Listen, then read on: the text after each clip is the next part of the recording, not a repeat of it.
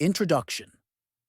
Have you ever felt excited to start something new, only to lose that excitement just a few days later? You planned. You were motivated. You even made a to-do list. But somewhere between, "I'm gonna change my life," and "I'll do it tomorrow," it faded. If that sounds familiar, you're not lazy. You're not broken. You're just missing one thing: momentum.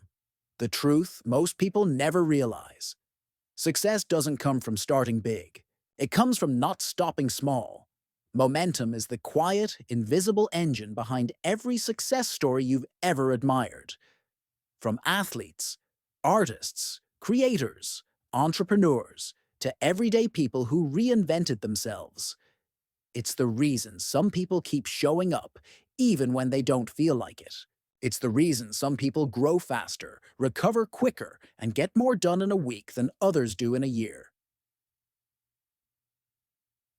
Why you need this book. This isn't just another motivational book that gives you a sugar rush and leaves you back at zero. This is a practical guide to help you. Get started without waiting to feel ready. Stay consistent without burning out. Rebuild momentum after falling off track. Become the kind of person who keeps moving forward, no matter what. In short, it's not about hype. It's about building real, unstoppable momentum in your mind, habits, and life. Because when you master momentum, you master everything. Before you start, make sure to subscribe. Our channel to become 1% better every day. Chapter 1. Start ugly.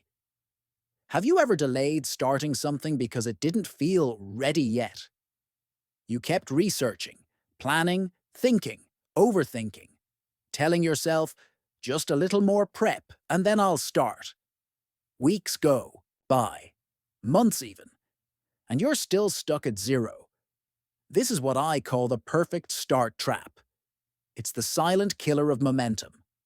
The illusion that things must be polished, clear, and flawless before you begin. But here's the truth. No one ever started perfect. They just started. When I first heard the phrase, "start ugly," it hit me like a punch in the chest. Why? Because I had spent years trying to make everything look professional, be perfect, feel smooth before I let it see the light of day. Whether it was writing, business, speaking, or any creative pursuit, my default mode was to delay action, in the name of standards. But perfection was never the goal. It was a shield to hide behind. Because if I never launched, I could never fail. Starting ugly is not about being careless. It's about being honest. Think of the first video MrBeast posted on YouTube. Go back and watch it. Cringeworthy. Now look at him today. Over 200 million subscribers, an empire built on relentless momentum. But none of it would exist if he waited for his first video to be perfect. Same goes for authors, artists, CEOs, and even athletes. You don't see their ugly beginnings. You see the polished version after years of iteration. That's the lie social media tells you. Only the finished product is visible. But momentum? It lives in the ugly drafts, the shaky recordings, the imperfect actions that no one celebrates, except the future version of you. Momentum starts where your ego ends. Let that sink in. Because perfectionism is just fear wearing a designer outfit. You want your first post, your first product, your first pitch to look clean because you don't want to look new. You don't want people to judge you or worse, ignore you. But that fear is the very thing keeping you stuck. And it will continue to chain you down unless you're willing to start anyway. Let me tell you a quick story. A young woman I worked with wanted to launch her own online business. She spent 6 months designing the perfect logo, building the perfect website, writing and rewriting her about page. She was brilliant, but she hadn't sold a single product. When I asked why, she said, "I just want everything to feel right before I put it out there." I gently told her, "You don't even know what right means until you're in the game. The market doesn't care about your logo. It cares about whether you can solve a problem. She finally launched, with a half-finished landing page and a rough email. Guess what? She made her first sale in 3 days. That one imperfect action did more for her momentum than 6 months of preparation ever could. Here's what most people don't realize. You can't think your way into momentum. You can only act into it. You can't Google your way into clarity. You can't research your way into confidence. And you definitely can't overplan your way into greatness. Momentum rewards motion, not intention. Your first draft will suck. Your first video might flop. Your first pitch might be awkward. But they are firsts. And that alone makes them powerful. Because once you start, you're no longer talking about it. You're doing it. The cost of waiting for perfection is regret. Every time you delay action, you're stacking future regret. There's someone out there less talented than you, less experienced than you, who's winning. Not because they're better, but because they started ugly. They built momentum while you were waiting to feel ready. Imagine if the gym required you to be fit before showing up. Sounds stupid, right? Yet that's how many of us approach our goals. We wait until we're good enough to start doing the thing that would actually make us good. There's a term I love. The crap phase. Every creative journey has it. It's the part where your taste is high, but your skill is low. You know what good looks like, but you can't produce it yet. That's normal. That's part of the journey. If you're willing to endure the crap phase, you earn the right to level up. But if you avoid it, you stay stuck in your head. Forever dreaming, never building. Start ugly, stay consistent, and eventually, you get good ugly. Then better ugly. Then finally, good. I once heard a quote from writer Anne Lamott that stuck with me. Almost all good writing begins with terrible first efforts. You need to start somewhere. That applies to everything, not just writing. Your first gym session, your first cold call, your first reel, your first client. They don't have to be epic. They just need to exist. Let people laugh. Let it flop. Let it suck. Because once it's done, it's real. And once it's real, you can improve it. But nothing can be improved until it exists. One of the fastest ways to build momentum is to lower the bar for action. Instead of asking, what's the best version I can do? Ask, what's the simplest version I can finish today? Think small, not because you lack ambition, but because you respect momentum. Momentum isn't built on big wins. It's built on small, repeated progress. You don't get momentum by writing a book in 1 week. You get momentum by writing 1 ugly page per day, even when you don't feel like it. That 1 ugly page becomes a draft. The draft becomes a chapter. And the chapter becomes a book. Here's the irony. Most of the things you're scared to start, no one remembers your first version anyway. Everyone is busy thinking about themselves. You're afraid they'll judge you. They're afraid you'll judge them. No one remembers your first blog post, your first podcast, your first awkward attempt. But they will remember the moment you kept going. Let me end this chapter with a challenge. What's one thing you've been postponing because it doesn't feel ready? Write it down, right now. Then ask yourself, what would it look like if I just started ugly today? It could be 1 paragraph, 1 email, 1 video, 1 message. Whatever it is, do it. Messy, raw, unpolished. You'll feel scared before. You'll feel proud after. And the next time you sit down, it won't be your first time anymore. Start ugly. Stay consistent. Improve along the way. That's how momentum is born. Not in perfect plans, but in imperfect action, repeated daily. This is your moment. You don't need more time. You don't need more permission. You just need to move. And the rest? It'll catch up to you once you're already in motion. Chapter 2: Motion over Motivation. How many times have you told yourself, I just need to feel motivated, then I'll start? Maybe it's the gym, a business idea, a course, a skill. You waited for that spark, that magical feeling where everything clicks. But days passed, then weeks, and motivation never showed up. That's because motivation is a liar. We've been sold this idea that motivation comes before action, that we need to feel ready to begin. But in reality, action creates motivation, not the other way around. You don't wait to feel like moving. You move, and that motion gives you energy. Here's what actually happens in the brain. When you take even a small action, your brain releases a little dopamine. That dopamine creates a feeling of reward. That reward makes your brain go, this feels good, let's do more. That's why after 10 push-ups, you feel like doing 10 more. After sending one cold email, you might feel like sending another. After writing one paragraph, your fingers start flowing. But if you sit and wait for the desire to come first, your brain gets no dopamine. You feel lazy, unmotivated, tired, and then you scroll, binge, overthink, and worst of all, you believe it's a personal flaw, like something's wrong with you. Let me tell you a secret. Motivated people aren't always motivated. They just know how to move, even when they don't feel like it. That's the real difference between people who create momentum and those who stay stuck.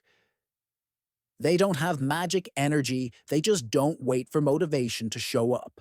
They start moving and let momentum pull them forward. I once worked with a client named Rihan.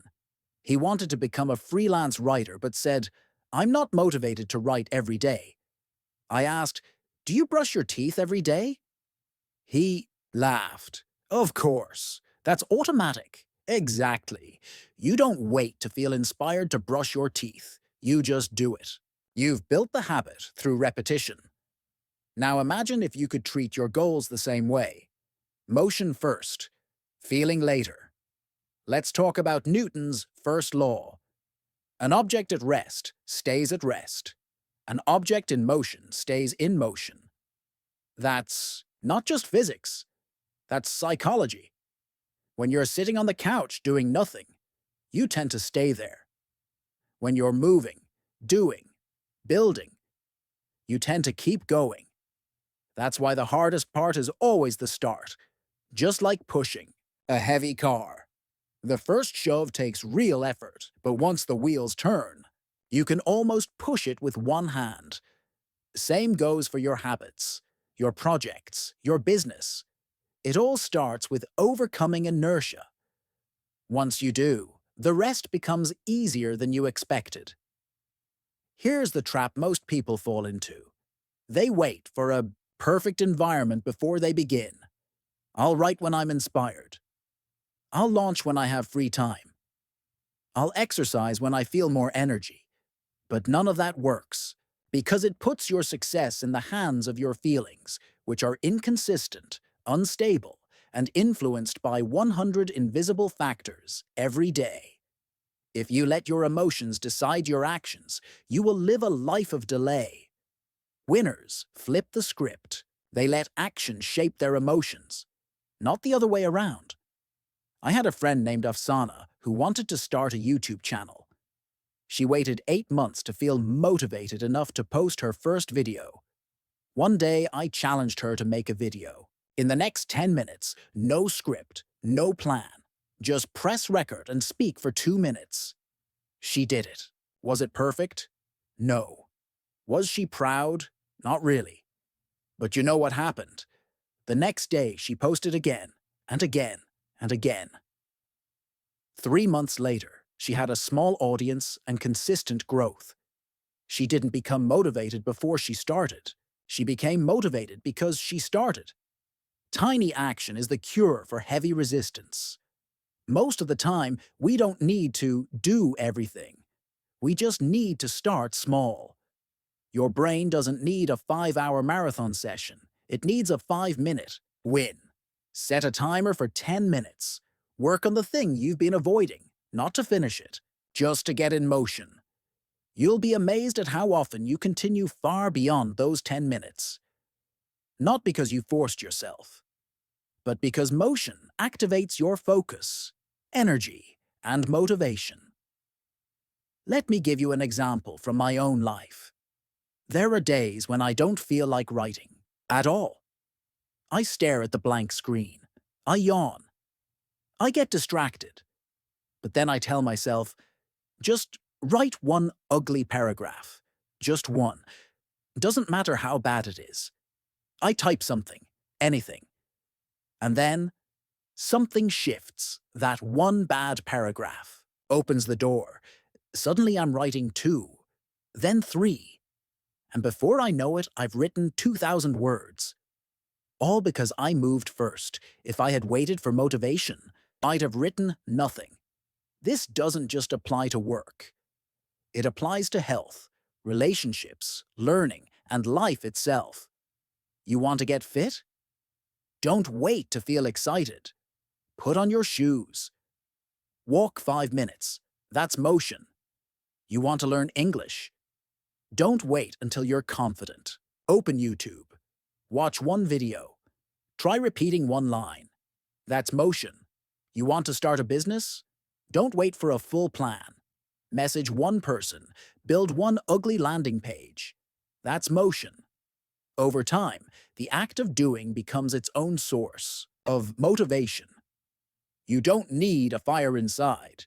You just need a match. You might be wondering, but what if I fail? Here's the truth. You will. Not once, but many times. But here's the beauty of momentum. Once you're moving, failure isn't final. It's a bump, not a wall. You fall, you adjust, you keep moving. But if you never start, you never build the muscle of resilience. You stay fragile. You stay afraid. Motion gives you evidence that you can recover. That's the difference between dreamers and doers. Dreamers wait for clarity. Doers create clarity by doing. There's a reason athletes warm up before the game. Not because they're lazy, but because motion gets the system engaged. Warming up your body makes your muscles fire faster. Warming up your actions makes your brain fire smarter. The same principle applies in business, creativity, or self-growth. Start sloppy. Warm up with one small task, and then let that momentum carry you into deeper focus and execution. I want to challenge you with something right now. Think of one goal you've been putting off, something you've been waiting to feel ready for. Now ask, what's the smallest action I can take in the next 10 minutes to move toward this? Don't aim for perfect, aim for movement. If you're thinking of writing, write 3 lines. If you're thinking of freelancing, create a quick gig. If you're thinking of learning English, read one sentence out loud.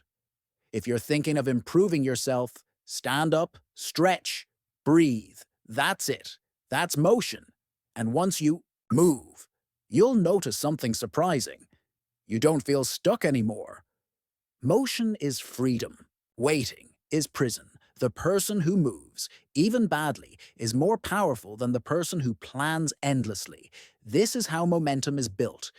Not with motivation, but with motion that creates motivation. Let's wrap this chapter with one final idea. You're not lazy. You're not broken. You're just stuck in the loop of waiting. You don't need a perfect plan. You need to move, ugly, raw, and unfinished. And once you move, everything changes. Your brain wakes up. Your energy comes back. Your fear fades. Your confidence builds. Because momentum isn't built in thought. It's built in motion. So, move. Even when it's uncomfortable, especially when it's uncomfortable. Because every time you do, you're proving to yourself that you are a person of action, not just ideas. Chapter 3. Build tiny wins. Ever felt overwhelmed by your own dreams? Like they're so big, so far away, and you're so behind? You're not alone. Most people don't fail because they lack potential. They fail because their goals feel too heavy, too big, too impossible to even begin. So what happens? They quit before they even start. But here's a truth that changed my life, and it can change yours too. Big progress doesn't come from big moves. It comes from tiny wins stacked daily, like invisible bricks building an empire. Let me ask you something personal. Have you ever started a new habit with full energy? Working out, waking up early, studying, launching a project, only to quit after 3 days? At first, you felt unstoppable. You created a perfect routine. You promised yourself this time would be different. But then, one small slip turned into a break. The break turned into guilt. And the guilt turned into complete inaction. This cycle repeats again and again until you start believing that you are the problem. But you're not the problem. Your strategy is you tried to change everything overnight. And your brain, overwhelmed by the pressure, gave up. The human brain is not designed for massive, instant change. It's designed for gradual adaptation. The real way to transform your life is not by doing more. It's by doing less, more consistently. This is where the magic of tiny wins comes in. A tiny win is something so small, so simple, it almost feels stupid. But that's exactly why it works. Let's say you want to get in shape. A big move would be joining a gym, buying supplements, following a 90-minute workout plan. A tiny win would be doing 5 squats next to your bed every morning. That sounds ridiculous, right? But here's what happens. Every time you do those 5 squats, you're building the identity of a person who exercises. You're casting a vote for the type of person you want to become.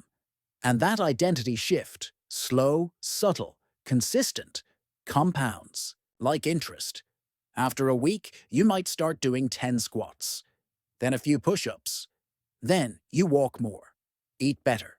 Not because you forced yourself, but because you see yourself differently now. That's the power of tiny wins. One of the most powerful psychological principles behind this is called success momentum. When your brain experiences a small win, it releases dopamine, the same chemical that gets triggered when you win a game, eat something delicious, or check off a to-do list. That dopamine doesn't just make you feel good. It signals your brain, hey, that felt good. Let's do more of that. That's how habits stick.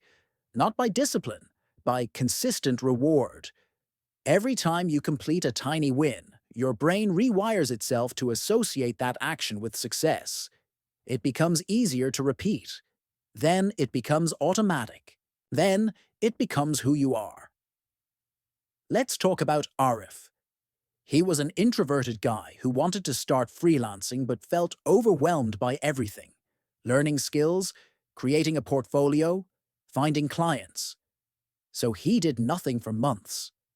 Until one day, I gave him a challenge. Every morning, open your laptop and write 1 sentence related to freelancing. That's it, just 1 sentence. He laughed. That won't do anything. But he tried it. 1 sentence became 2, then a paragraph, then a full page. 2 months later, he had a full portfolio.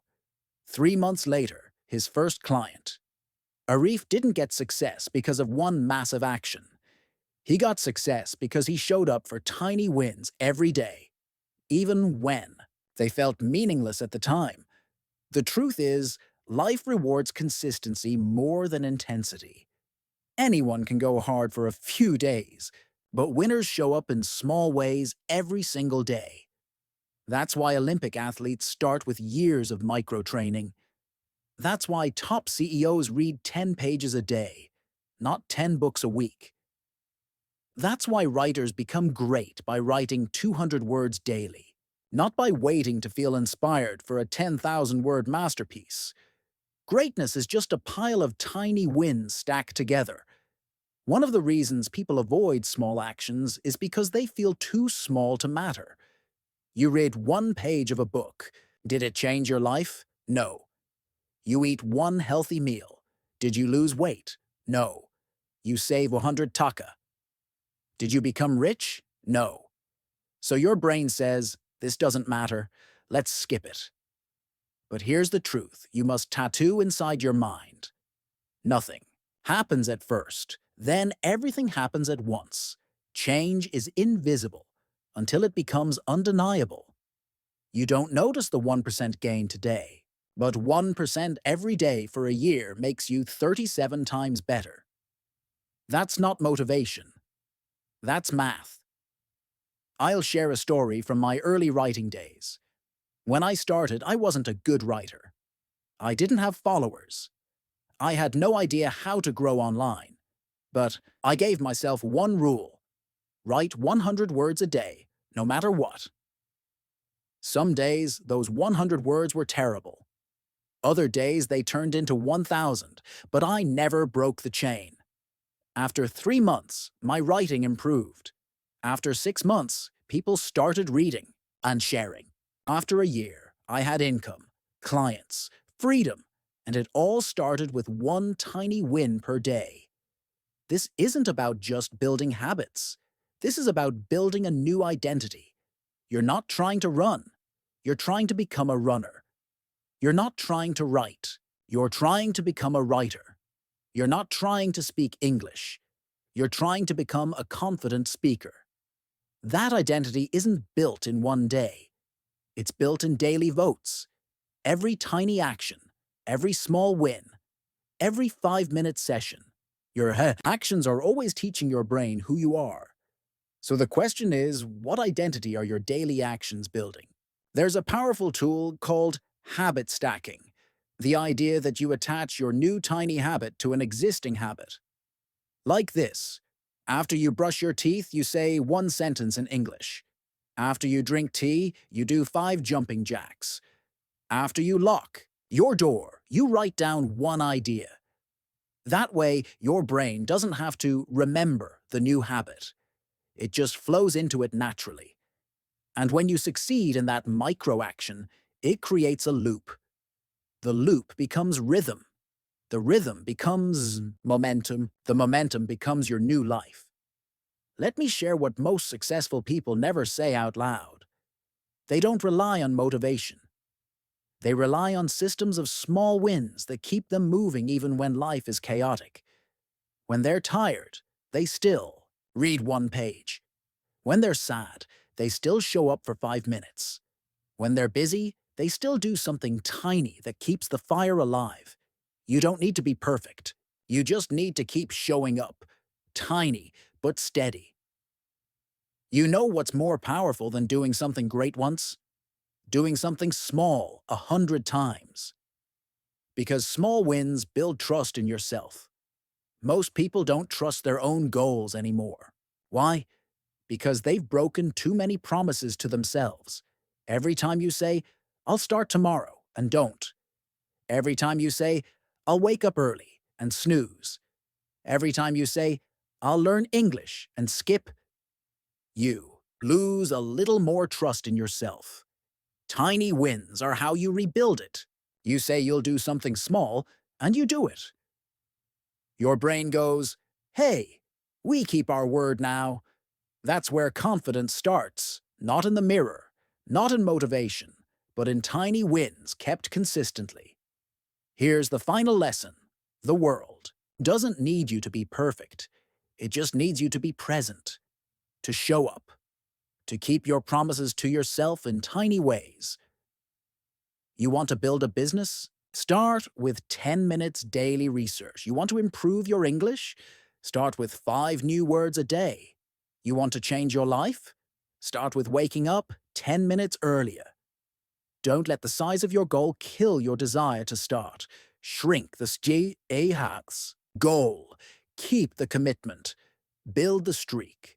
Because tiny wins are not small. They are seeds. And when watered daily, they grow into something bigger than you can imagine. So stop chasing perfection. Start building momentum. One tiny win at a time. Chapter 4. Kill the resistance. Have you ever sat down with full energy to work on something important, but instead found yourself scrolling Facebook, watching random YouTube videos, or just staring blankly at the wall? You weren't lazy. You weren't tired. You were facing the enemy inside every ambitious person. That enemy is called resistance. Resistance is invisible, but it's real. It lives inside your brain, like a parasite, and its job is simple: to stop you from doing meaningful work. It shows up as procrastination, as fear, as perfectionism, as overthinking. It doesn't yell, it whispers. You're not ready yet. Let's do it tomorrow. Let me check one more video before I start. What if I fail? These voices are not your truth. They are your resistance. Let's be clear. Resistance is not laziness. It's fear wearing a mask, fear of failure, fear of judgment, fear of success even. Resistance knows you want to grow, start a business, speak better English, or finally write that book. But it also knows growth equals discomfort. So it distracts you. It seduces you with comfort. And it convinces you that waiting feels safer than starting. But the longer you wait, the stronger resistance becomes. Here's something most people never realize. The more important a task is to your growth, the more resistance you'll feel toward doing it. That's why watching Netflix is easy, but starting your business plan feels heavy. That's why chatting with friends feels light. But sitting down to learn English grammar feels painful. Your brain resists what threatens the current version of your identity. If you learn English fluently, you'll change who you are. If you make money online, you'll shift your status and risk judgment. If you speak confidently, you'll attract attention, and with it, fear of failure. So your brain says, let's not. Now here's the truth that sets you free. You don't need to kill resistance with motivation. You kill it with systems. Motivation is emotional.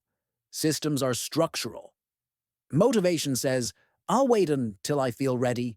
Systems say, I'll do it even if I don't feel like it. Professionals don't wait for inspiration. They create structure. They build routines. They make the important work automatic. If you want to beat resistance, you need to create a daily routine that removes decision-making. Let me tell you about Rafi. Rafi wanted to become a YouTuber. He had ideas. He had energy. But he also had resistance. Every day, he'd open his laptop and then end up redesigning his logo, watching tutorials, scrolling shorts, no videos, just busy work. Then he did something that changed his game. He created a system. Every morning from 9 to 11, no distractions, no phone, no edits, just scripting and recording. He didn't wait to feel inspired. He showed up, followed the routine, and trusted the process. Within 60 days, he published 15 videos. One went viral. His channel started growing. His confidence exploded. Not because he beat resistance once, but because he scheduled systems that beat resistance daily. Here's the truth. You don't rise to the level of your dreams. You fall to the level of your systems. That's why people with goals fail, and people with systems win. Everyone wants to be fluent, rich, fit, and happy, but only the people who build routines around their desires see results. Let's look at what resistance looks like in different forms. Fear of failure. You over-prepare. You watch 20 tutorials. You say, I need to learn more before I start. But learning without action is just fear, hiding as research. Perfectionism. You tell yourself, it's not good enough yet. So you rewrite, redesign, replan for months. Nothing gets published, but perfectionism is just procrastination in a pretty dress. Overthinking. You ask 100 people for advice. You analyze every outcome. You plan for every problem. You're stuck in mental loops. But overthinking is just resistance wearing the badge of intelligence. If any of that feels familiar, know this: there's nothing wrong with you. This is how every creative, ambitious human feels when they try to grow. You're not broken. You're just battling resistance. And the only way to win is to act before you feel ready. You see, most people think motivation comes before action, but it's actually the other way around. You don't feel like working out until you do 5 push-ups. You don't feel like studying until you open the book and read a paragraph. You don't feel like writing until you write the first sentence. Action creates clarity. Action creates confidence. Action kills resistance. The brain loves momentum. Even one tiny action can break the resistance wall. That's why I often use the 2-minute rule. If something feels too big, I just commit to doing it for 2 minutes. Open the laptop. Write the first sentence. Open the language app. Learn one new word. Sit on the floor. Do one stretch. It sounds silly, but once you start, your brain follows. What was impossible 2 minutes ago becomes natural 5 minutes later. Structure matters more than willpower. If your phone is the source of distraction, put it in another room. If you work better in silence, block websites for an hour. If your mornings are chaotic, create a startup ritual for your day. Systems don't have to be complicated. They just need to make the right action easy and the wrong action hard.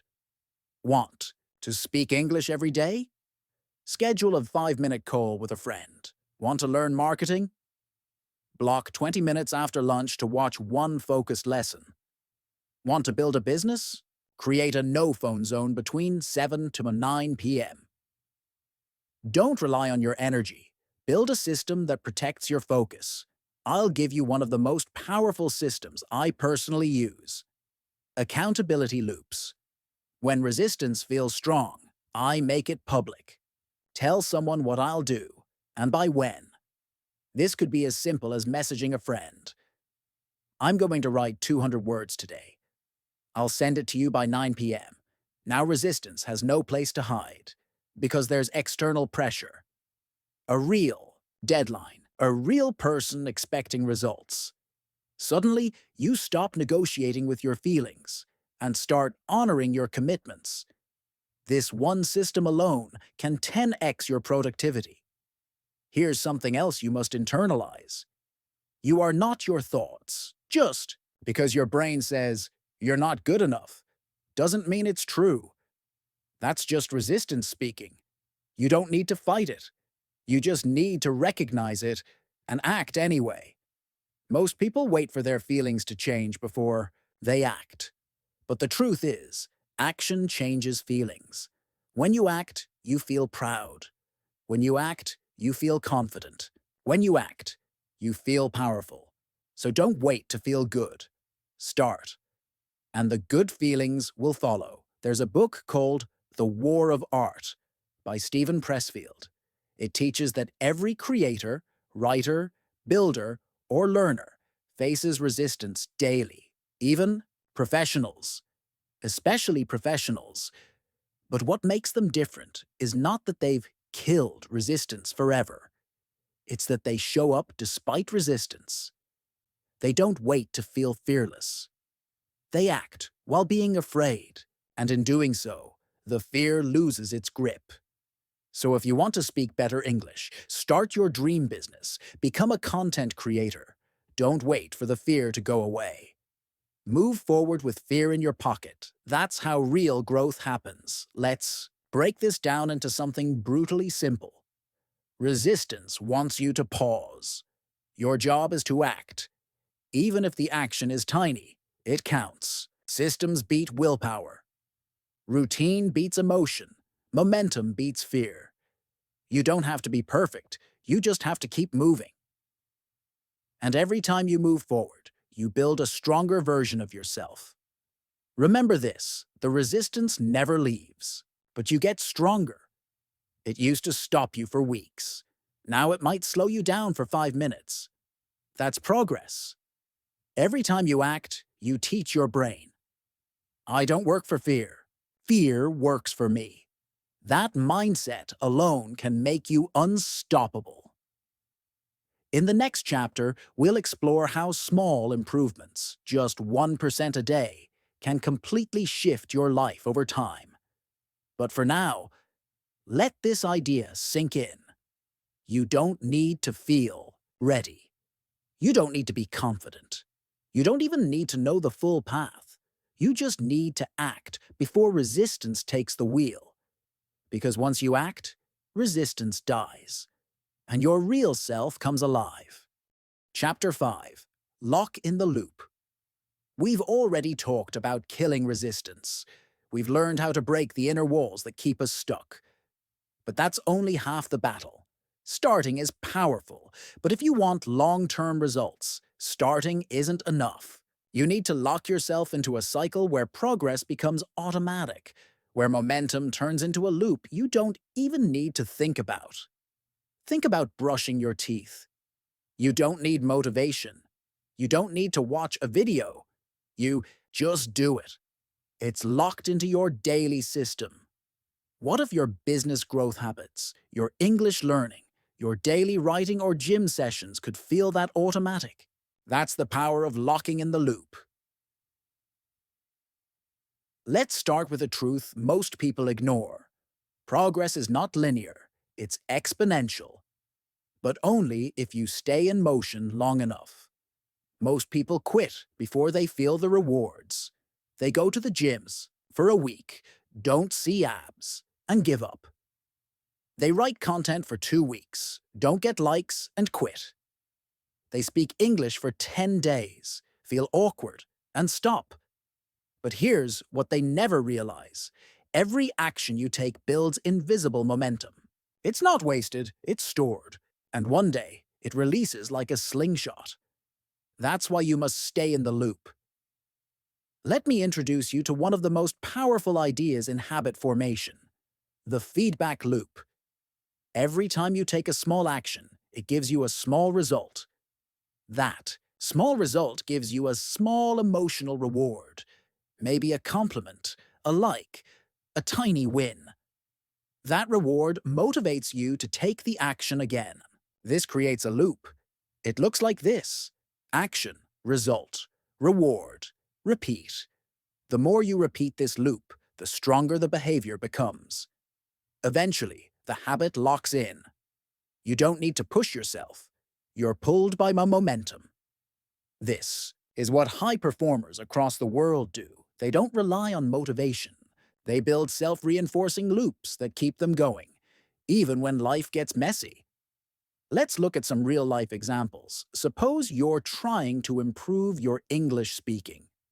You commit to a daily 10-minute self-talk session in English. At first, it feels weird. You hesitate, you stammer. But after a few days, you notice improvement. You can express a little more. You feel a little proud. That's your reward. Now your brain goes, hey, this feels good. That tiny reward makes you show up again tomorrow. And after a few weeks, you're more fluent, more confident. You tell someone a story in English. They're impressed. That's a bigger reward. The loop deepens. Now, not speaking feels weirder than speaking. You've locked in the loop. Let me give you another example from business. Tariq is a 25-year-old guy from Chattogram. He wants to build a personal brand around freelancing tips. He starts by writing 1 post a day on Facebook. For the first 7 days, he gets no likes. Resistance kicks in. But he keeps going. On day 8, 1 post gets shared. That's his first micro reward. Now he gets excited. He writes again. This time, he gets 2 comments. On day 12, someone sends him a message. Bye. Your post helped me. Now he's hooked. not by likes, but by feedback. Writing becomes automatic. Content becomes a habit. Within 90 days, he's invited to a podcast, grows his following, and starts getting leads for freelance coaching. All of it started with one loop. There's a scientific explanation behind this. Your brain is wired for rewards. Every time you get a positive emotion after doing something, your brain releases dopamine, a feel-good chemical. The more often you get this dopamine in response to a behavior, the more that behavior becomes automatic. This is why people get addicted to social media. Like one shot of dopamine. But this also means you can use the same system to build positive addictions. You can literally rewire your brain to crave progress. If you attach small rewards to your desired actions, the loop becomes powerful. So how do we create this loop intentionally?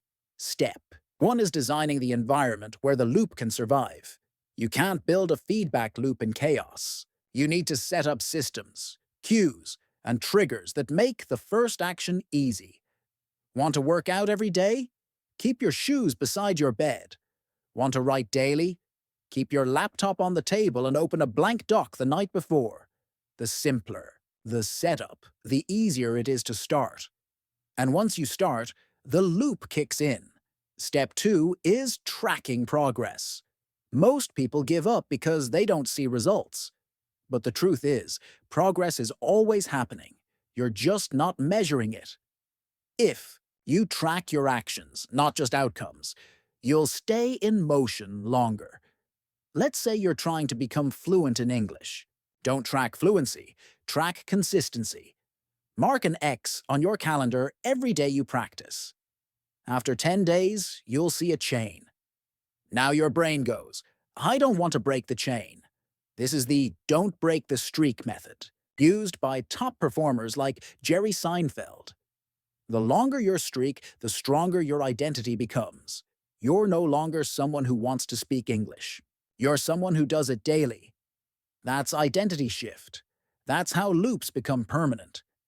Step 3 is stacking small wins. Every loop starts small. Don't try to become perfect in one day. Just aim for 1% better. If you're learning marketing, study for 20 minutes, not 2 hours. If you're starting a business, write 1 page of your plan. Not the whole thing. If you're trying to become confident, record yourself speaking for 1 minute, not 10. Small wins stack, and small wins feel doable. Once you get one win, your brain craves the next, and the next. Eventually, your habits evolve from effort to identity. You go from trying to being. But even the best loops can break. Life gets busy. You fall sick. You get discouraged. So here's a rule to protect the loop. Never miss twice. Missing 1 day is fine. Missing 2 breaks the chain. This one mindset can save you from the all-or-nothing trap. Most people mess up once and quit altogether. But progress isn't about being perfect. It's about being consistent over time. When you miss one workout, don't say, I failed. Say, I'll show up tomorrow, stronger. The loop survives because you keep returning to it. Let me tell you about Priya. She wanted to launch a digital product, an e-book about skincare tips for Bangladeshi women. She made a plan. Write 300 words a day for 30 days. For the first 10 days, she was unstoppable. Day 11, she missed. Her mother was sick. Day 12, she felt tired. Missed again. Day 13, her brain whispered, You've broken the chain. Why even try? But she remembered this idea. Never miss twice. So she opened her doc, wrote 100 words, and saved it. It wasn't perfect, but the loop didn't die. And within 45 days, her ebook was ready. It now sells 500+ copies a month. Progress lives inside small comebacks. Now let's talk about how loops evolve into long-term transformation. In the beginning, your loop is about doing the task. Later, it becomes about who you are. The person who speaks English daily becomes confident, not just in language, but in life. The person who creates content daily becomes visible, not just online, but in opportunities. The person who builds a business habit becomes free, not just financially, but mentally. That's the secret power of feedback loops. They don't just change what you do, they change who you believe you are. That's how the loop becomes locked in, not just in routine, but in your identity. Let's pause here and ask something deep. What kind of loops are you currently stuck in? Not all loops are good. Some people are locked in negative loops. They feel stress. They scroll social media. They feel numb. They avoid their goals, more stress. Or they feel fear. They procrastinate. They feel guilt. They avoid more fear. These are toxic feedback loops. They reinforce the wrong identity.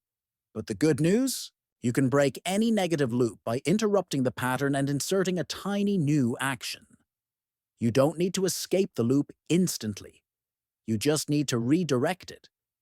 Instead of scrolling when stressed, try writing your thoughts.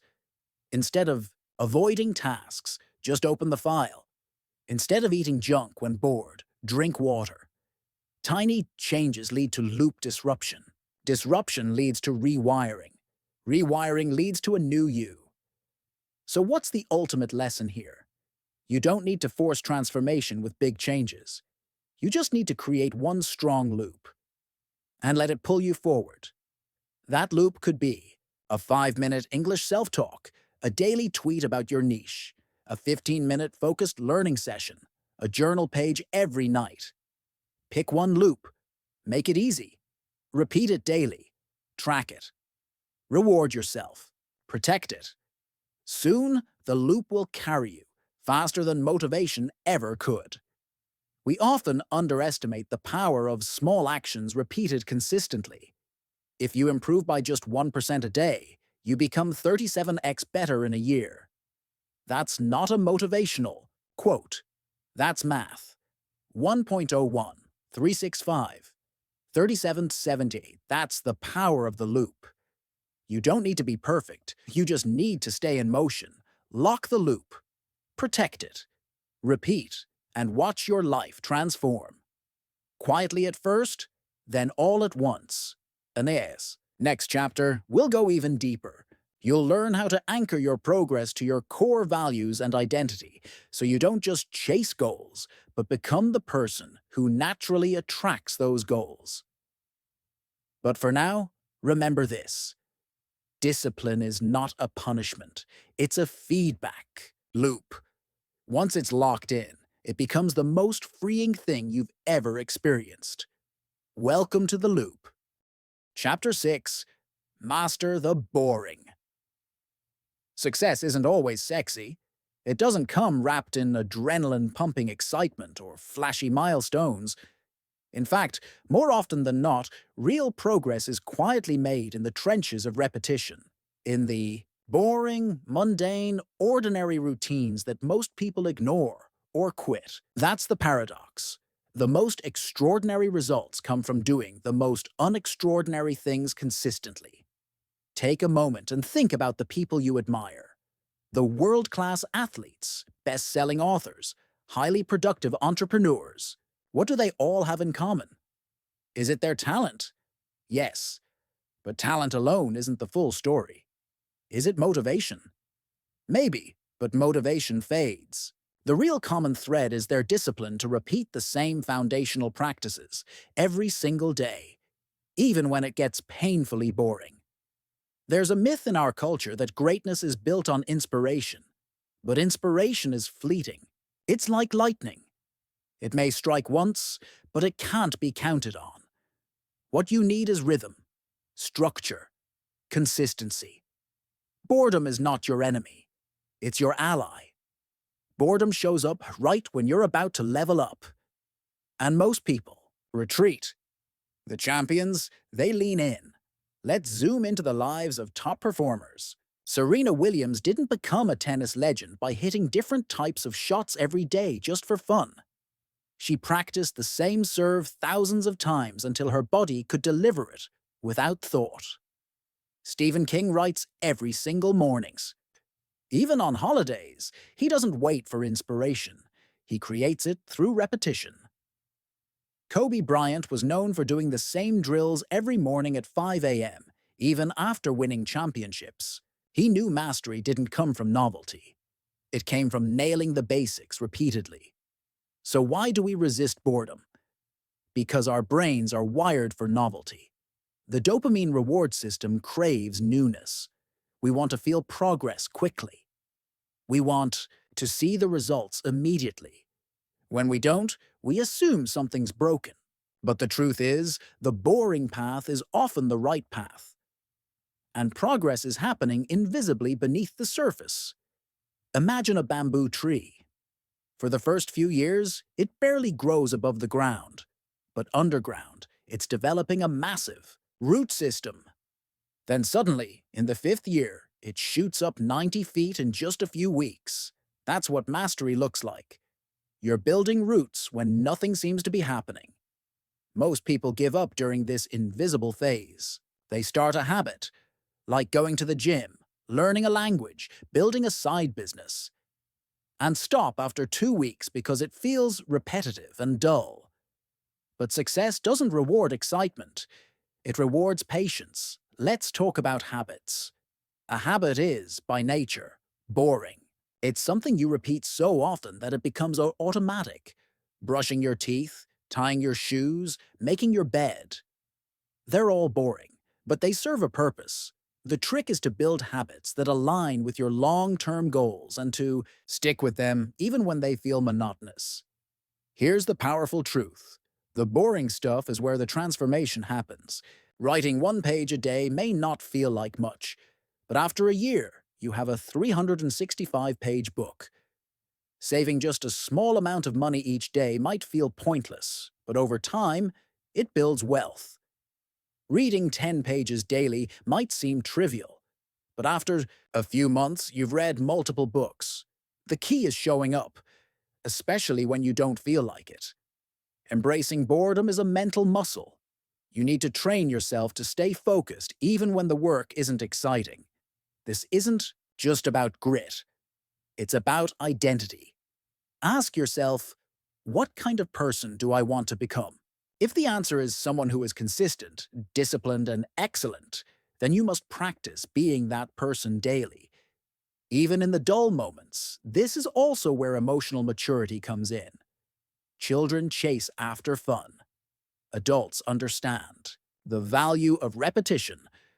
Emotional maturity is doing what needs to be done, even when it doesn't feel good, because you understand the long-term reward. It's the ability to delay gratification and stay the course, knowing that short-term boredom leads to long-term glory. Sometimes we fall into the trap of thinking that boredom means we're doing something wrong. But often, boredom is a sign we're doing something right. We've created a repeatable system, and systems beat goals every time. A goal might get you started, but a system keeps you going. Goals are exciting. Systems are boring. And that's what makes them powerful. You might ask, but won't I lose my creativity if I follow a routine? Actually, the opposite is true. Creativity thrives within structure. Think of a jazz musician. Their improvisation isn't random. It's built on hours of practicing scales and chord progressions. They earn their spontaneity through repetition. Similarly, writers, designers, coders, and artists become more creative by mastering their tools through deliberate practice. Let's not forget the psychological science here. The concept of deliberate practice, popularized by Anders Ericsson, emphasizes focused, repetitive practice of specific skills with the intention of improvement. It's not about just putting in the hours, it's about how you use them. Elite performers don't just work hard, they work hard on the right things consistently. It also helps to redefine boredom. What if boredom was actually a signal of growth? What if boredom was your brain adjusting to a new level of challenge, like the soreness after a tough workout? Instead of fleeing from it, what if you leaned in? What if you celebrated boredom as evidence that you're doing something worthwhile? Consider this. You brush your teeth daily, not because it's fun, but because the long-term consequences of not brushing are painful. The same logic applies to habits like writing, learning, building, saving, exercising, or showing up for your business. You don't do them for immediate entertainment. You do them to avoid long-term regret and unlock long-term excellence. If you're building something meaningful, whether it's your career, your health, your skills, or your mindset, then boredom is the toll you pay at the gate. You can either pay that toll daily with discipline, or you can pay it later in the form of failure, inconsistency, and regret. The choice is always yours. Momentum doesn't come from intensity. It comes from consistency. Anyone can have a burst of energy and go hard for a week, but those who truly win in the long game are the ones who show up again and again, regardless of how they feel. They learn to separate feelings from actions. They don't wait for motivation. They trust their systems. One of the greatest lies in modern self-help is that everything must be exciting. That's not true. The gym isn't always exciting. Reading every day isn't always exciting. Practicing your craft for years isn't always exciting. But that's why it works. While others quit in search of the next exciting thing, you're quietly stacking your wins. Day after day, brick by boring brick. The path to greatness is paved with invisible, unsexy work. Writing when no one is reading. Practicing when no one is watching. Improving when no one is clapping. Those moments, the quiet ones, that's where your real power is forged. That's where character is built. If you can fall in love with the process, even when it feels dull, you've unlocked a superpower. Because most people can't do that. Most people chase shiny objects. Most people start and stop. But if you can keep going, boring or not, you separate yourself from 90% of the world. There's a reason they say, amateurs practice until they get it right. Professionals practice until they can't get it wrong. That kind of mastery only comes through repetition, through boredom, through loving the grind when no one else does. So here's your challenge. Make boredom your friend. Embrace it.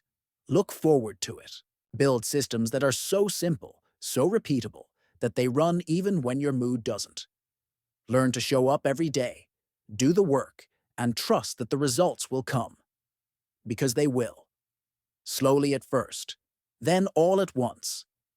And when they do, when the results begin to stack and the wins begin to show, you'll realize something profound, that the boring stuff was never boring at all. It was the foundation of your greatness. Chapter 7. Energy, Execution.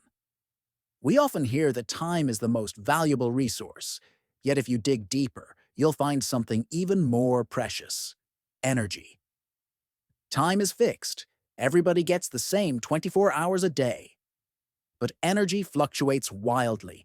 It's the fuel that powers your ability to take action, think clearly, and build momentum.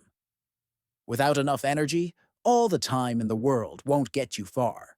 You'll feel stuck, distracted, and unproductive. But when your energy is high, execution becomes almost effortless. You find flow, creativity, and focus naturally follow. Imagine trying to drive a car with an empty gas tank. You might have a map, a destination, even the perfect weather. But without fuel, the car won't move. Energy is that fuel for your mind and body. Protecting and managing this fuel is one of the most underrated but critical skills you can master if you want lasting momentum. The first place to start is sleep. Sleep is not just rest. It's the ultimate performance enhancer. It's the time when your brain consolidates memories, repairs cells, and clears toxins.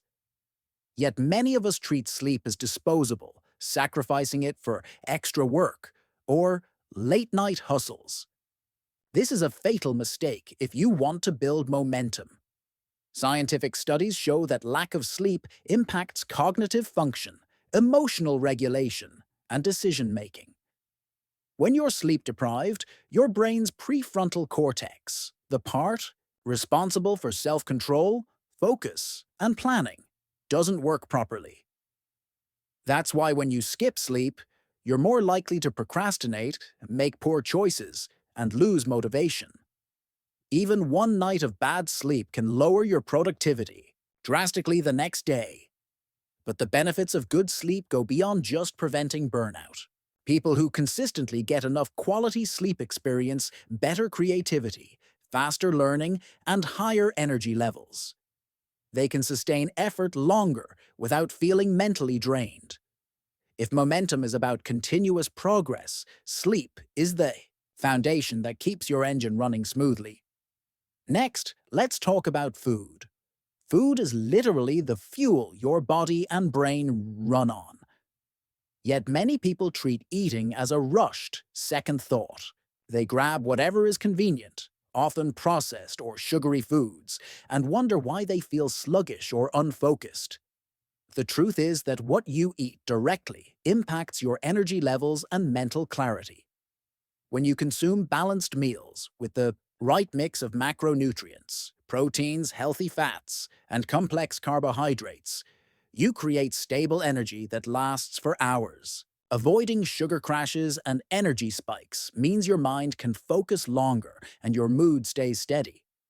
Hydration also plays a huge role. Even mild dehydration can cause fatigue, reduced concentration, and headaches. Yet many people go through their day barely drinking enough water. Keeping hydrated fuels your brain's electrical activity and helps flush out toxins that make you feel foggy. Physical movement is another critical piece. Exercise might feel like a time-consuming extra when you're busy, but it's actually an energy amplifier. Regular movement boosts blood flow, which delivers oxygen and nutrients to your brain and muscles. It also triggers the release of endorphins, dopamine, and serotonin, the brain chemicals that improve mood and motivation. Even light activity, like walking for 10 minutes, can shake off mental fatigue and increase alertness. This means that taking breaks to move throughout your day isn't just good for your health. It's essential for keeping your momentum strong. You might be surprised how often people make the mistake of pushing through exhaustion without paying attention to their body's signals. This approach is a recipe for burnout. In contrast, high performers know how to balance periods of intense focus with deliberate rest and rejuvenation. They view rest not as laziness, but as strategic energy management. Another vital aspect of energy management is mental energy. Your mind can get drained by distractions, decision fatigue, and emotional stress. Constantly switching between tasks or being bombarded by notifications depletes your mental resources faster than you realize.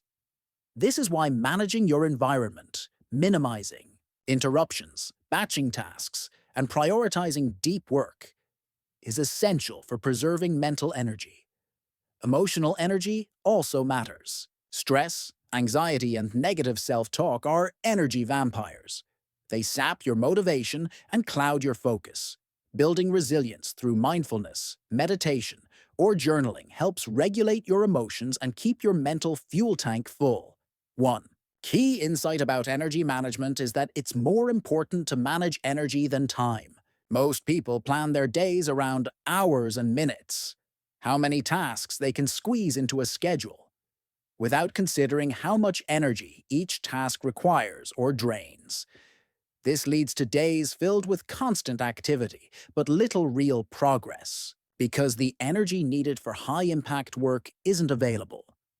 Instead, imagine scheduling your day around your energy peaks and troughs. For example, many people experience their highest mental energy in the morning.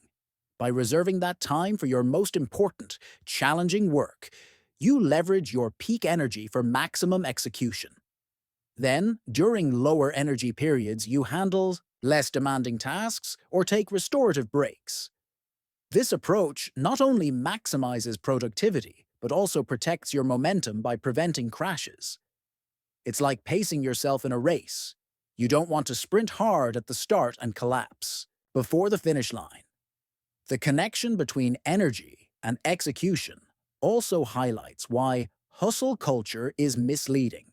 The idea that grinding nonstop and sacrificing rest is the way to succeed is a myth that leads to burnout and poor results. Sustainable momentum requires honoring your body's needs and creating rhythms that support ongoing energy. Learning to listen to your body is a skill that pays huge dividends. When you're tired, take a short walk or meditate. When you're hungry, eat something nourishing. When you feel mentally foggy, switch to a different type of task or take a power nap, if possible. These small actions keep your energy levels stable and prevent the roller coaster of highs and lows that destroy focus. It's also important to cultivate rituals that consistently recharge you. This could be a morning routine that energizes you, an evening ritual that helps you wind down, or schedule downtime during the week to disconnect and refresh. Over time, these habits build resilience so you can maintain momentum even during challenging periods. Beyond individual habits, your environment plays a huge role in energy management. Are you working in a space filled with natural light? Is the air quality good? Is your workspace organized to reduce distractions? Optimizing your environment removes unnecessary energy drains and makes it easier to maintain focus and flow. In addition, the company you keep affects your energy. Spending time with positive, supportive people fuels you, while toxic relationships drain your mental and emotional reserves. Protecting your energy includes setting boundaries around who and what you allow into your daily life. One of the most powerful lessons about energy and execution is that energy is cyclical, not linear. You will have ebbs and flows throughout the day, week, and month. Trying to force constant productivity without respecting these cycles is a losing battle. Instead, successful people learn to ride these waves, pushing hard during high-energy times and resting during low-energy periods without guilt. You can even track your energy levels over time to identify your unique rhythms. Journaling how you feel throughout the day or using apps to monitor your sleep, activity, and mood gives you data to make smarter decisions about when and how to work. The final piece is understanding that energy management is a lifelong practice, not a one-time fix. As your life changes, new jobs, relationships, health challenges, your energy patterns will shift. Being adaptable and committed to self-care keeps your momentum sustainable for the long haul. In summary, mastering momentum is not just about grinding harder or scheduling every minute. It's about respecting your most precious resource, energy. When you protect and optimize your physical, mental, and emotional energy, execution becomes natural, focused, and powerful. By prioritizing sleep, fueling your body with nourishing food, moving regularly, managing mental distractions, regulating emotions, and tuning into your unique energy rhythms, you create the foundation for unstoppable momentum. When you truly understand that energy equals execution, you unlock a new level of productivity and joy. You stop fighting your body and mind and instead work with them. This harmony allows you to do your best work consistently, day after day, building the unstoppable momentum that leads to your greatest success. Chapter 8. Burn the boats. There's a moment in every journey when the only way to truly move forward is to eliminate the option of going back. That's what burning the boats means. The phrase comes from a powerful historical story. In 1519, Spanish conquistador Hernán Cortés landed in Mexico with his men and ordered the ships they arrived in to be burned. Why? Because he wanted to send a message. There is no turning back. Either they would conquer and succeed, or they would die trying. That's the level of commitment required when you truly want to change your life and build unstoppable momentum. The modern version of this idea isn't about literal boats. It's about mindset. Too many people start their journey toward a goal with one foot in and one foot out. They tell themselves, I'll try this business idea, but if it doesn't work, I can always go back to my job. Or, I'll pursue this passion project, but if it gets too hard, I'll quit and do something else. That's the real enemy of progress. Having a backup plan that is too comfortable. Plan B is often just a mental cushion that steals focus and energy from Plan A. When you know you have an escape route, you're less likely to fight through the hard parts. You'll hesitate when things get tough. You'll negotiate with yourself. You'll delay the uncomfortable decisions. But when you remove the safety net, when you burn the boats, you create a powerful psychological shift. You stop thinking like someone who's trying and start thinking like someone who must succeed. That urgency, that full emotional and mental commitment changes everything. Burning the boats doesn't mean acting recklessly or without preparation. It doesn't mean quitting your job today with zero savings or walking away from responsibilities. It means making a decision so deep and so real that you commit your whole identity to the path you've chosen. It means removing the maybe and replacing it with this is who I am now. And that level of clarity transforms your execution, focus, and energy. One of the hidden costs of not burning the boats is divided attention. Every time you revisit your backup plan or daydream about the easier route, you drain energy from your main mission. That mental friction slows you down. But when there's no plan B, you get resourceful. You become creative. You stop looking for exits and start looking for solutions. Obstacles become puzzles to solve, not excuses to quit. You discover strength you didn't know you had. Full commitment also unlocks a deeper form of motivation. When you know failure is not an option, your brain begins to align every thought and behavior toward success. You start waking up earlier. You stop wasting time. You become ruthless with distractions. This isn't about willpower. It's about identity. When you fully commit, you no longer ask yourself, should I work today? You ask, how can I win today? Think of elite athletes. They don't show up to training with a plan B. They commit their entire lives to their craft. Every decision, from what they eat to how they rest, is filtered through one lens. Does this help me win? That's the mindset that separates high achievers from everyone else. It's not just talent or luck. It's relentless commitment with no way out. There's a dangerous idea in modern culture that says, keep your options open. But options often equal distractions. The truth is, people who accomplish great things aren't juggling dozens of paths. They pick one and go all in. They accept the risk. They embrace the fear. And because of that, they build momentum the average person never experiences. Let's be honest. Burning the boats is terrifying. It goes against everything we've been taught about security and stability. We're conditioned to play it safe, to always have a backup, to avoid risk. But safety often comes at the cost of growth. When you try to keep all your options open, you end up stuck in place, moving in circles, never truly committing to anything. There's also a deep psychological reason why burning the boats works. Human beings rise to the level of necessity. When your brain believes you have to do something, it will find a way.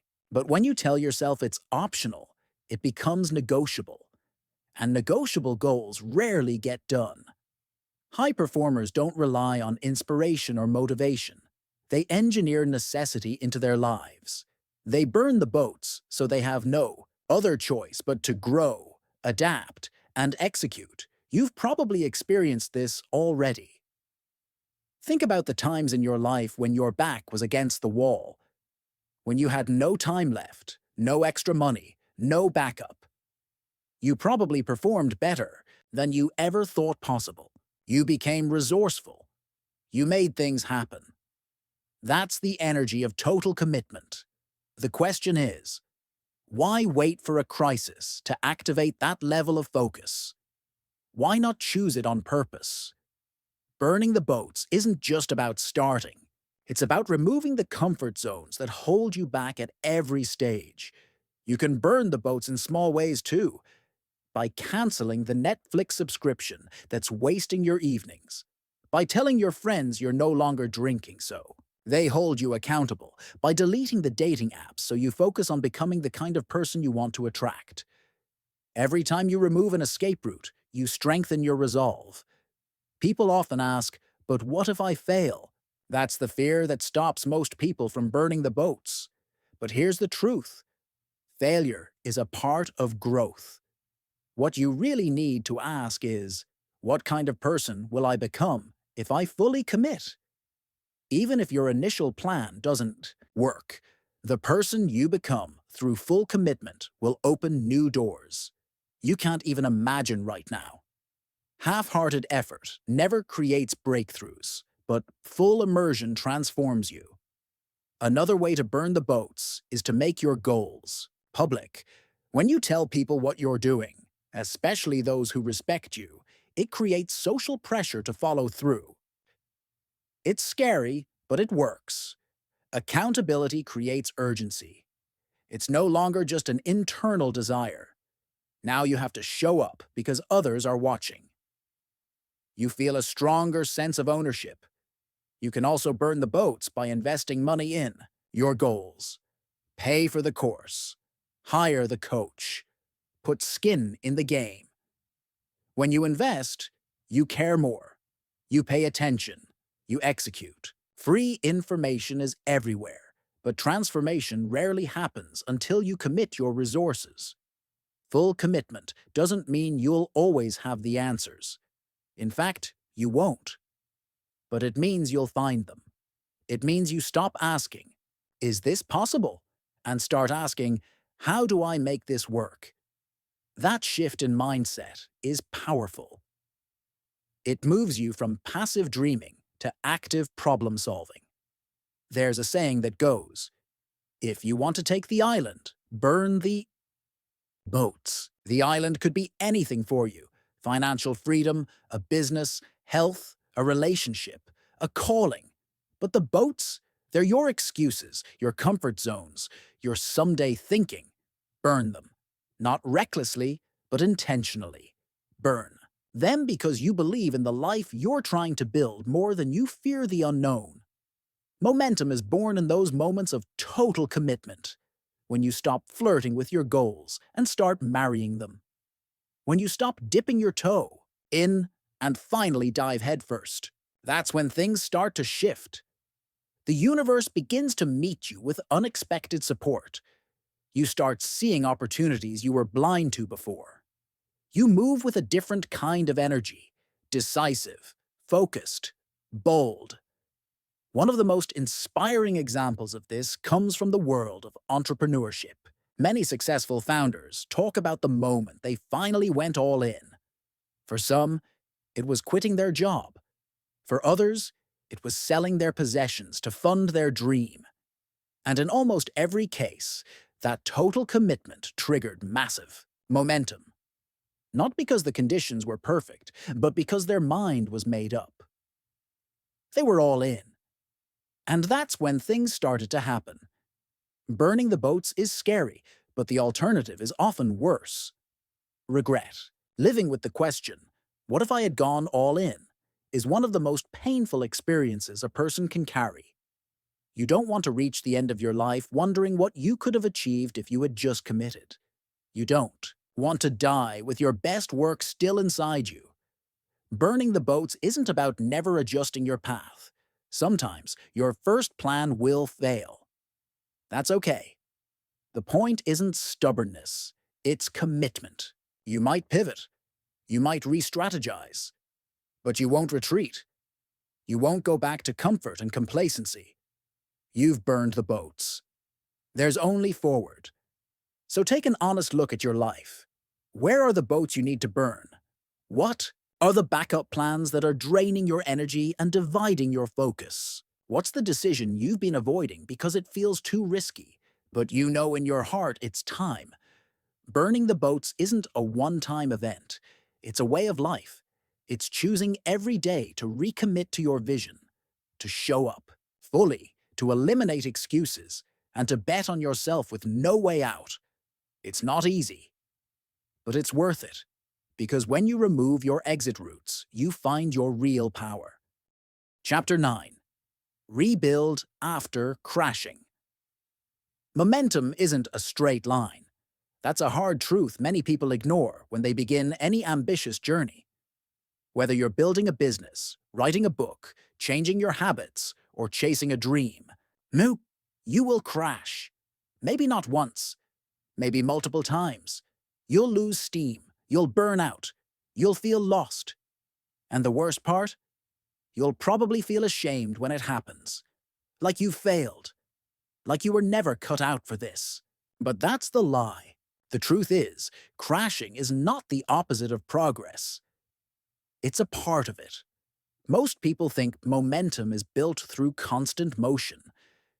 They imagine themselves pushing forward day after day, never slipping, always improving. But real life, momentum is more like a heartbeat. It has rhythm. It speeds up, it slows down, it pauses. And yes, sometimes it flatlines. For a while. But the key isn't to avoid crashing.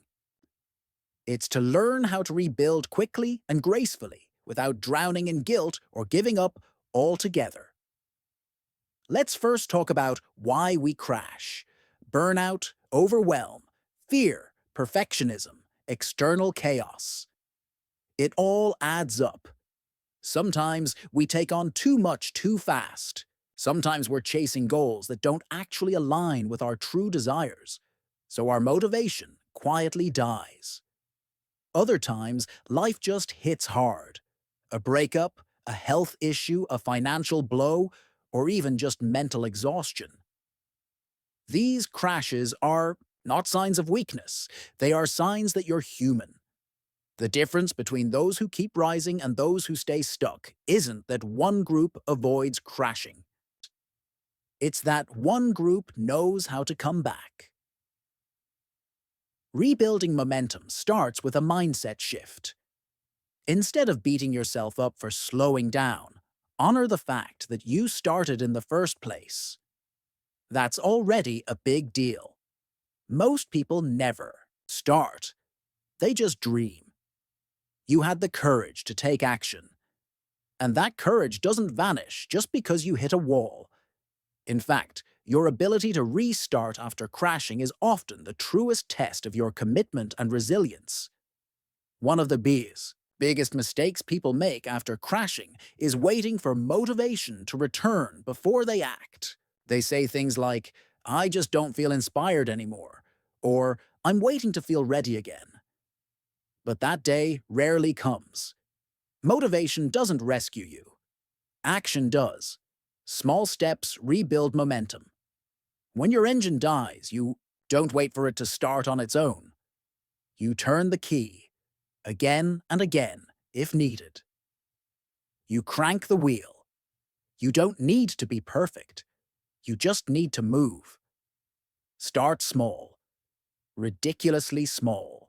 If you were working on a writing habit and lost the habit, don't aim to write 1,000 words on your first day back. Write 10. Literally 10. If you were going to the gym 5 days a week and fell off, don't expect yourself to return with full intensity. Go for a 10-minute walk. The secret isn't in the intensity. It's in the consistency. It's in proving to yourself that you're still in the game. Another mental trap is shame. Shame says, "You shouldn't have crashed." It tells you that your break means you're weak, lazy, or unworthy. But that voice lies. Shame doesn't build anything. It only destroys. Guilt might have a short-term use. It signals something is off. But shame. Shame tries to define you by your worst moment. Don't let it. You are not your crash. You are your comeback. And let's talk about speed. People often assume rebuilding momentum has to be fast, as if their value depends on how quickly they return. But slow momentum is still momentum. Don't let speed pressure you into burnout all over again. Some of the strongest growth happens in the slow seasons. When you return from a crash, you're not just repeating the old routine. You're rebuilding with better tools, stronger self-awareness, and more emotional depth. That takes time, and it's worth it.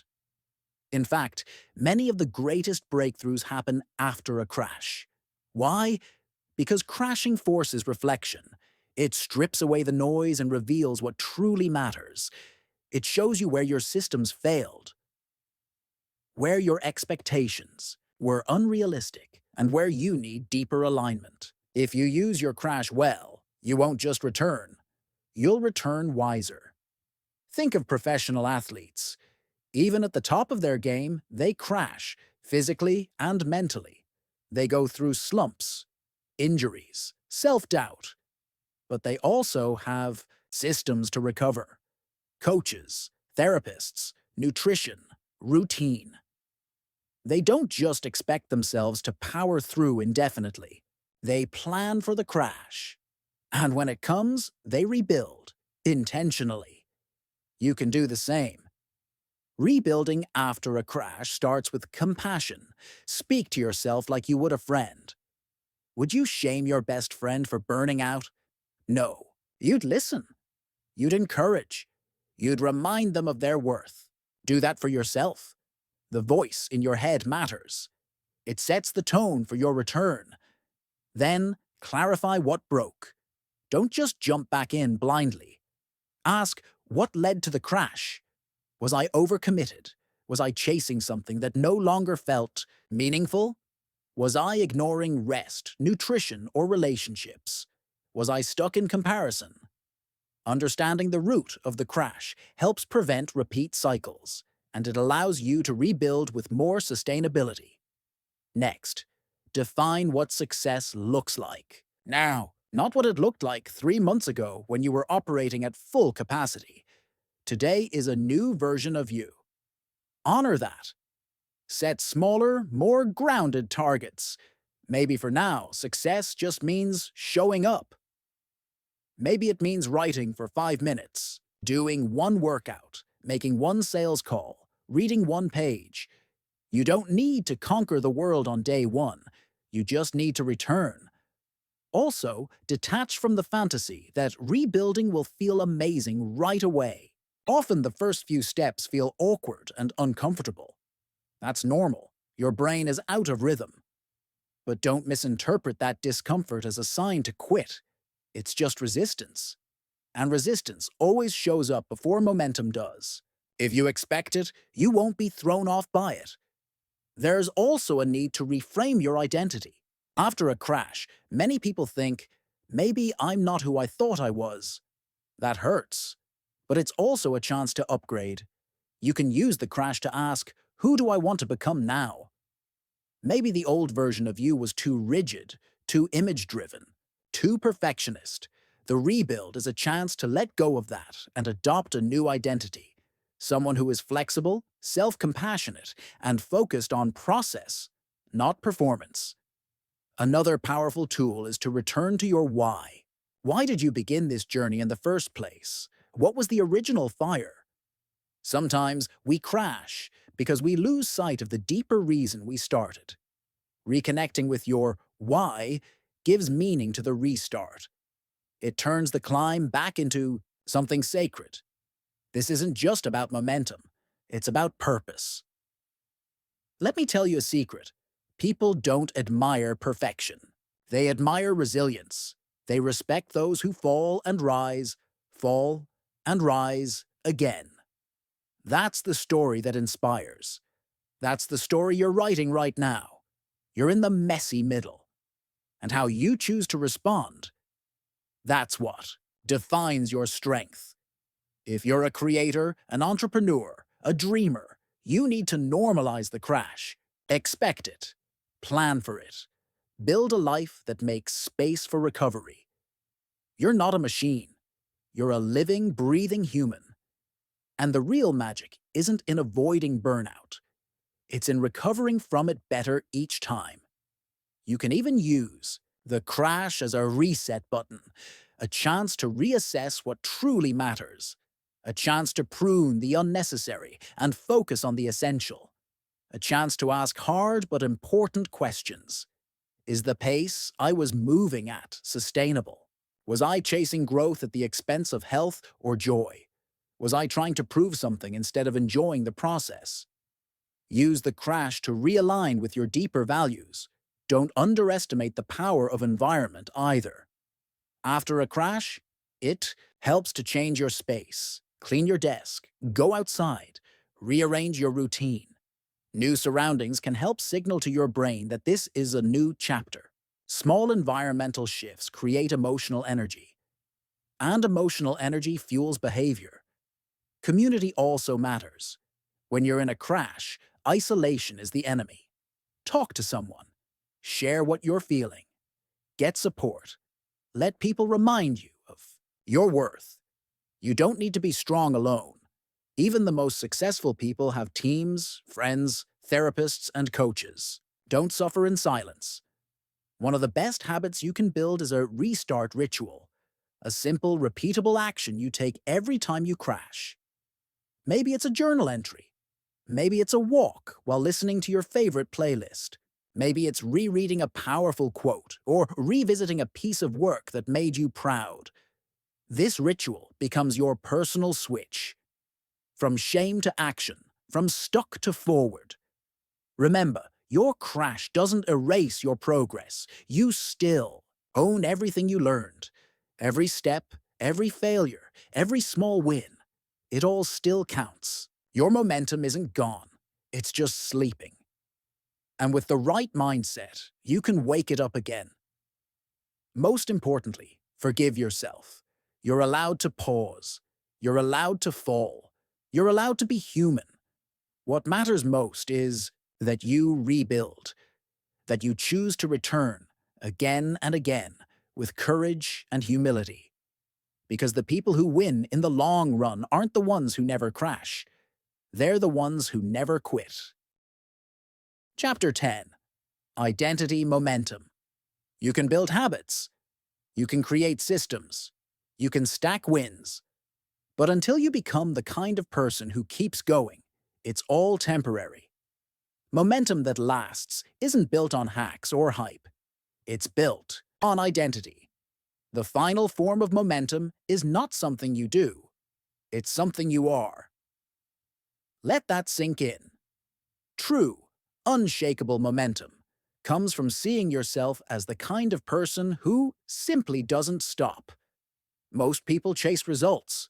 They want six-pack abs, a profitable business, a best-selling book, a huge following. And there's nothing wrong with that. Results matter. But when you base your identity on outcomes, your motivation becomes fragile. What happens when results are delayed? What happens when the metrics stall? Most people quit, not because they're weak, but because they've built their identity on achievement, not action. Here's the shift that changes everything.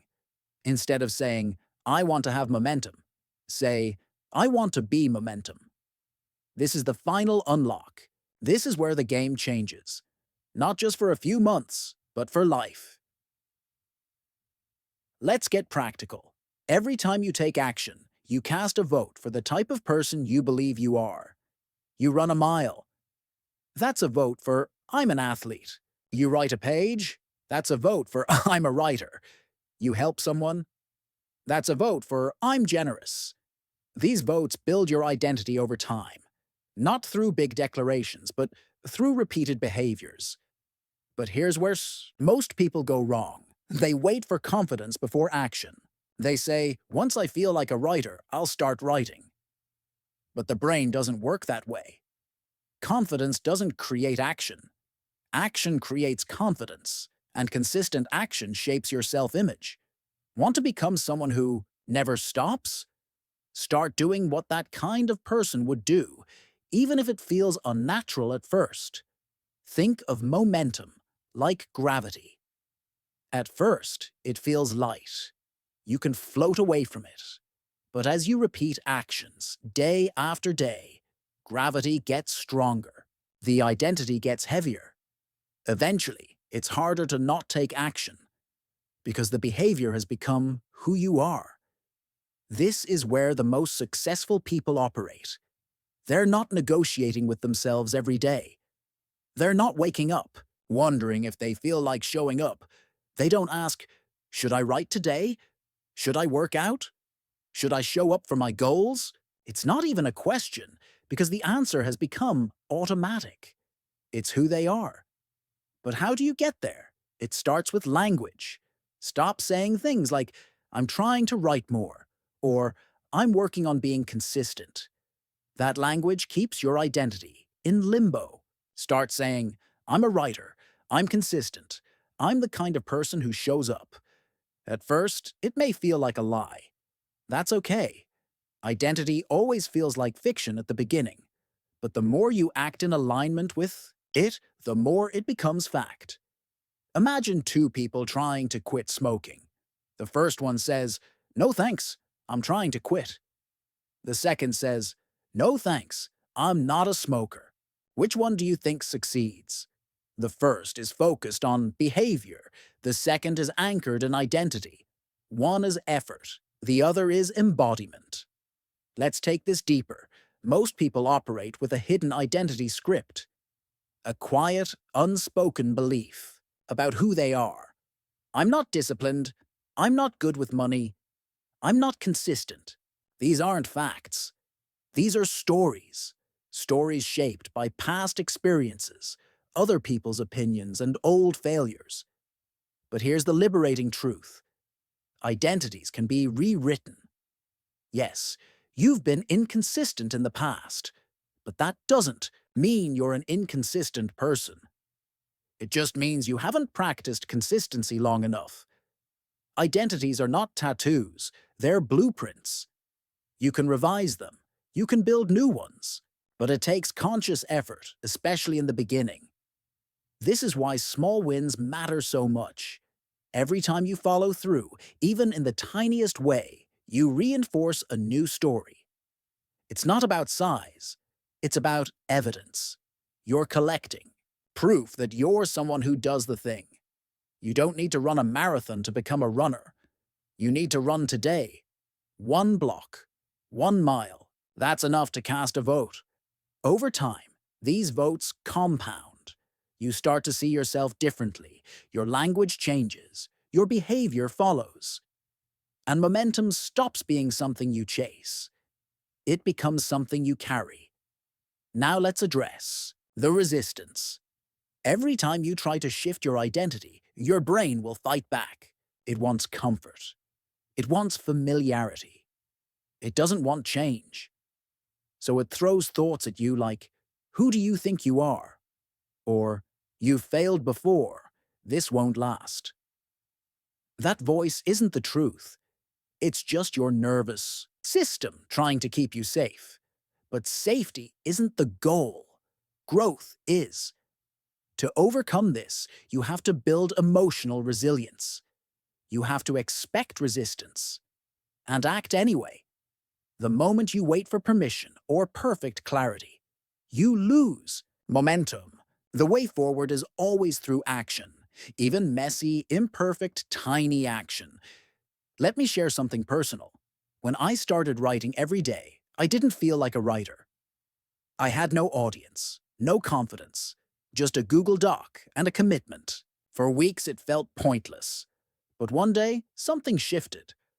I caught myself saying to a friend, I'm a writer. I didn't plan it, it just came out. And that's when I knew the identity had clicked. You don't have to wait years for this shift.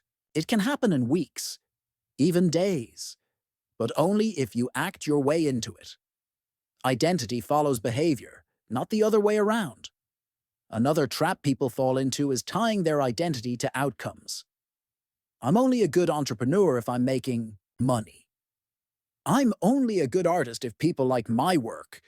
I'm only disciplined if I never miss a day. This is a fragile identity. It breaks the moment external results dip. So here's a better model. Tie your identity to effort, not outcomes. Tell yourself, I'm the kind of person who shows up. That's unbreakable. That's within your control. That's sustainable. Think of identity momentum as a thermostat. When you raise the temperature, your behavior starts to match the new setting. If you see yourself as someone who never stops, your actions begin to reflect that. And when you stumble, because you will, you don't spiral, you course correct. Because stopping isn't part of your identity anymore. Returning is. Now, here's something subtle but powerful. Momentum compounds faster when you're emotionally invested in the process, not just the prize. If you only love the destination, the journey feels like torture. But when you start to enjoy becoming the kind of person who does the work, the grind becomes lighter. The work becomes fuel, not friction. You become proud of the process. You're proud of your consistency, proud of your discipline, proud that you kept going when it would have been easier to quit. And that pride becomes a self-reinforcing loop. It keeps you moving. This is why identity momentum is the most powerful form of growth, because it doesn't need to be loud. It doesn't need to go viral. It doesn't need applause. It's quiet, consistent, internal. And because of that, it lasts. You're not waking up every day looking for motivation. You're waking up already knowing what to do, because it's who you are now, and it's not just about habits or business. This identity shift touches everything. Your relationships, your self-talk, your choices.